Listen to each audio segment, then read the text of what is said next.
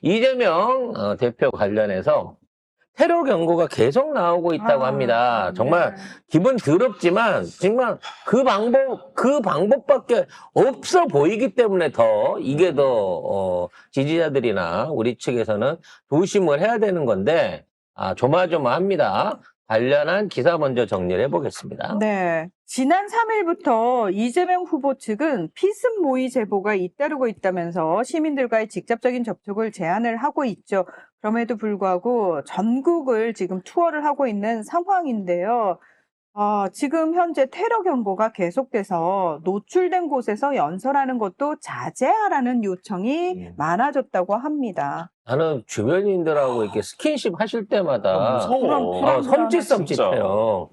단열말로 뭐 칼이나 총이 아니라도 저놈들이 작정하려고 하려 그러면 뭔데 옛날 김정은이 썼던 무슨 뭐 X 같은 그렇죠. 그런 화학 물질이라든지 뭐라든지 아, 정말 경로는 다양할 수 있는 부분이거든요. 진짜. 그렇죠. 그래서 진짜 이제는 대중 집회를 그만하고 그냥 언론이라든지 이런 매체를 통해 가지고 일단 하는 게 낫지 않을까 싶을 정도로 저는 걱정이 됩니다. 그리고 김태선 수행실장에 따르면은 이렇게 방탄복 이 무게가 3kg이래요.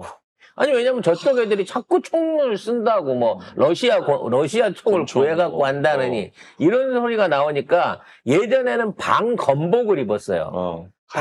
케블러로 된 방검복을 입었단 말이야.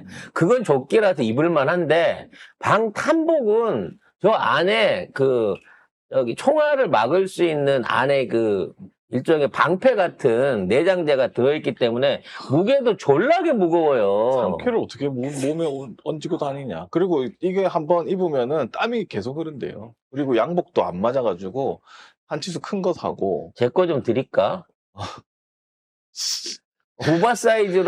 오버사이즈로 양복을 입으시고 저걸 하면서 지금 서민들을 만나고 계신 거죠. 근데 이번에 지금 이제 경청 행보가 참 놀라운 점은 그분이 그런 지적을 하시더라고. 지난번에도 그랬는데 큰 지역은 이렇게 가도 작은 지역은 아예 안 간다는 거야. 맞아요. 그러니까 그분들이 오히려 더 소외당하는 마음이 들 수 있으니까 이번 기회에 오히려 이런 작은 지역 시골들 사람이 적은 데를 더 가보고 싶다라는 마음으로 나선 거고 그분들 같은 경우에는 몇십 년을 그 고향에 사셨어도 대선 후보가 군단이 면단이 자기 마을에 온다는 게 없던 일이다 보니 더 적극적으로 만나보고 싶고 가까운 데서 보고 싶고 그 심정을 이해를 한단 말이에요. 근데 혹시라도 그런 과정에 불온한 무리들이 섞여 있다가 무슨 짓을 할까봐 겁이 나는 거라는 거지. 진짜. 근데 이게 무서워. 진짜 미국 대선도 정말 작은 카운티까지 얼마만큼 후보가 찾아가느냐가 관건이라고 얘기를 할 정도거든요. 근데 우리나라는 특히나 막 악마화 시키는 기레기들 때문에 이제 색안경을 끼고 있다가 그래도 사람이 인지상정이라고 실제로 얼굴 보고 손잡고 웃는 얼굴 한번 보면 마음이 돌아서기는 하거든요.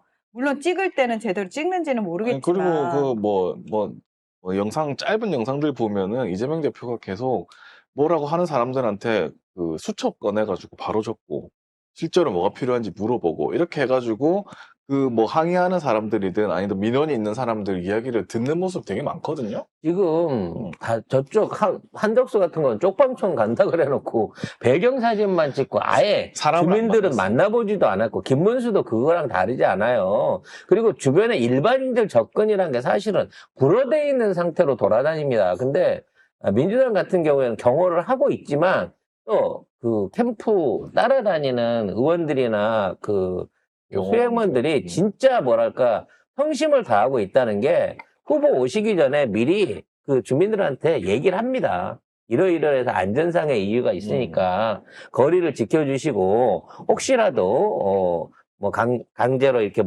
물리적으로 이렇게 떼놓는다든지 이런 부분이 있다고 하더라도 이해를 해주세요라고 일일이 가갖고 주민들한테 이 후보 오기 전에 홍보를 하고 하더라고. 그런 게 진짜로 진정성이라는 거 아니겠습니까? 진정성? 그런데도 잘 안 돼, 사실. 응? 그런데도 잘 안 돼. 저 진짜 이러면 안 되는데 음식 같은 거 드시는 거 있잖아요. 그것도 불안하지. 그것도 불안해. 그러니까 모든 게 다 불안한데. 그리고 일단 아이들이 오면은 아이들은 우선적으로 맞아줄 수밖에 없거든요.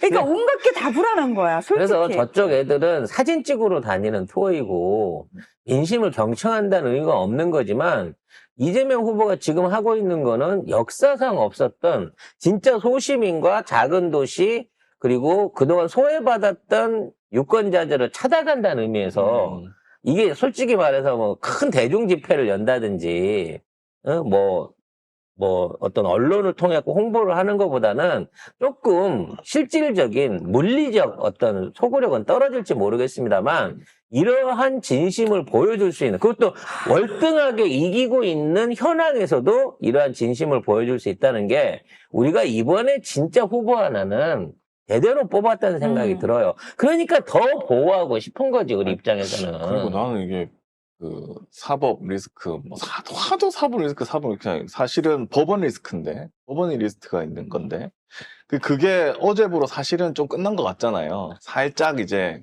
그렇게 된 것 같아요. 재판이 다 대선 연기가 뒤로 됐으니까. 넘어가면서, 뭐 하나는 아직 남았지만.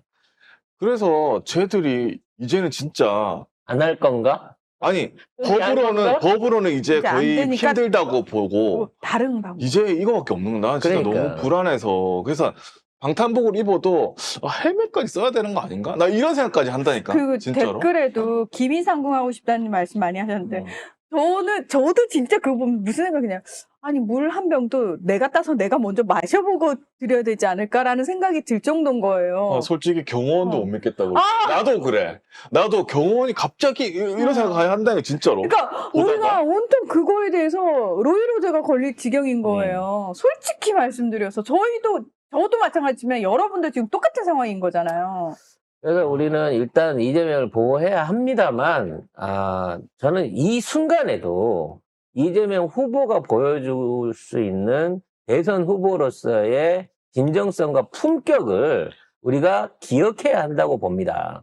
나중에 결과론적으로 몇 프로를 이겼다, 최초에 50%를 넘긴 진보 진영의 대통령이 됐다. 이런 게 중요한 게 아니고요. 그 과정들을 어떻게 만들어 왔는가라는 걸 우리가 기억해야 다음번에 우리 진영에서 나올 수 있는 후보들도 최소한 이재명만큼은 해야 된다는 거죠. 그렇죠.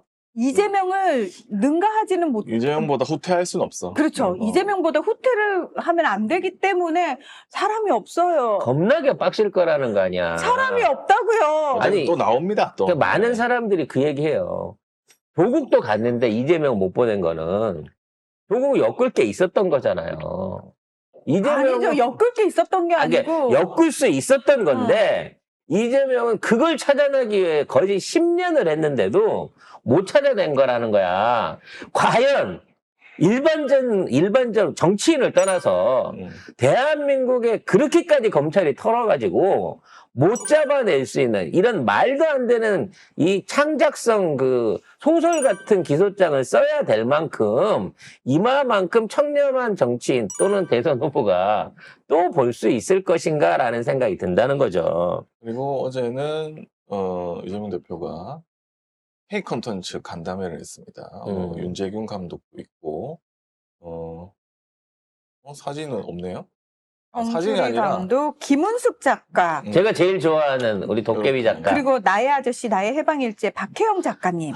이분은 좋아한다길 떠나서 제가 정말 추앙하는 분이죠. 추앙하는 분. 추앙이 그렇게 맞지, 만났는데 박혜영 작가는. 이재명 대표가 얘기를 하면서 시골에 사람이 없어서 문 닫는 학교 빌려가지고 작가학교 하나 만들면 어떨까. 우리 김은숙 작가님 같은 분이 한 달에 5시간씩 수업해주고 하니까 김은숙 작가님이 다른 분이 얘기하면 제가 얼마인지 아세요? 라고 할 텐데 이 후보님이 말씀하시니까 네.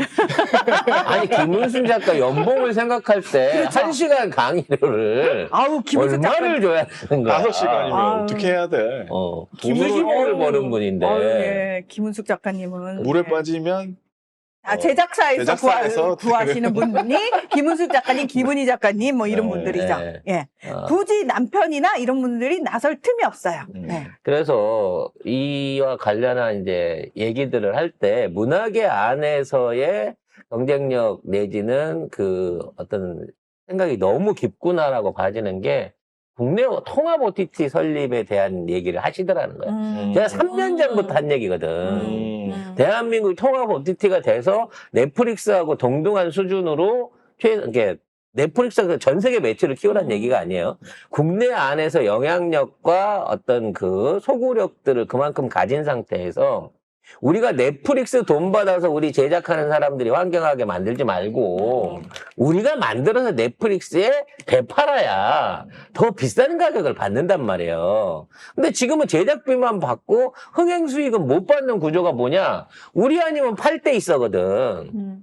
근데 우리가 국내 통합된 OTT가 생겨나고 그 안에서 경쟁력이 생기면요.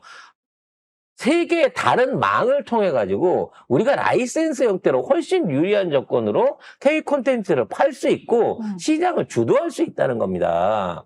그래서 지금 4분 오열돼 있는 국내 OTT들이 통합이 돼야 된다라는 얘기를 제가 방송을 통해서도 여러 번 드렸고 우리 그 증권방송을 통해서도 말씀을 드렸는데 그게 지지부진해요.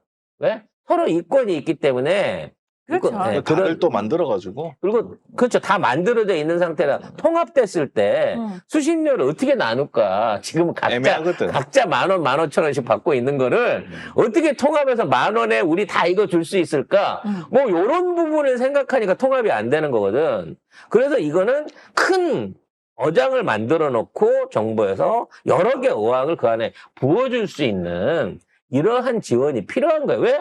만들어만 놓으면 이 어장에서 고기 사갈 사람들은 전 세계에 얼마든지 깔려 있거든. 그리고 뭐 여기서 이제 독립영화 지원 꼭 필요하다. 경기도지사 시절에 독립영화 제작 지원 경험을 언급을 했고, 그래서 뭐 풀밭을 많이 키워야 되고 생태계를 만들어야 된다 하면서 문화 생태계 조성 강조 요거를 했습니다.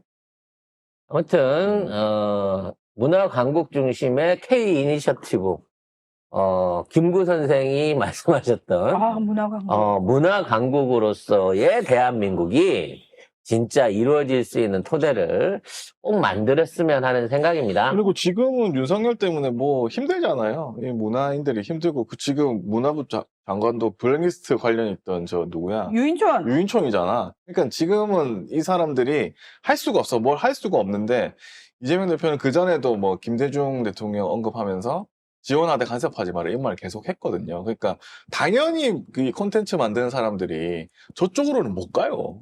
저쪽 갈 수가 없어. 그래서 박찬욱 감독도 있죠. 그 백상예술대상에 전란으로 각본상 받았습니다. 그래서 그때 나와가지고 현명 국민이 나라를 구했다. 수준에 어울리는 리더를 뽑아야 된다. 못난 왕이 있다는 사실을 명확히 기록한 사관에게 영광을 바친다고 신철 작가도 또 얘기를 했습니다. 우리나라 자체가 국난 극복의 역사고 항상 그 지배계층이 저지른 사건들을 시민들이 백성들이 다시 되짚어서 나라를 살려놓고 하는 이런 고난 극복의 역사가 우리 유전자 안에 있어요. 근데 늘 언제나 이러한 반복이 일어나는 이유는 역사를 통해서 배우질 못한다는 겁니다. 역사를 통해서는 나쁜 기득권에 대한 것만 구습으로 다시 배워서 또 돌아가는 거고, 진정한 시민혁명의 역사, 그로 인해서 만들어진 토대들을 진짜 시민이 제대로 운영할 수 있는 그러한 시스템이 이루어지지 않았기 때문이라는 거죠. 하지만 지금의 대한민국은 진짜 시민이 정치하는 시대, 당원이 정치하는 시대, 국민이 원하는 정치를 할 수 있는 그런 시대로 변화해 가고 있습니다. 이제 진짜 지구 역사상, 인류 역사상 없었던 가장 완벽한 시민공화국이 대한민국의 21대 대통령을 통해서 만들어지기를 기대를 해보겠습니다.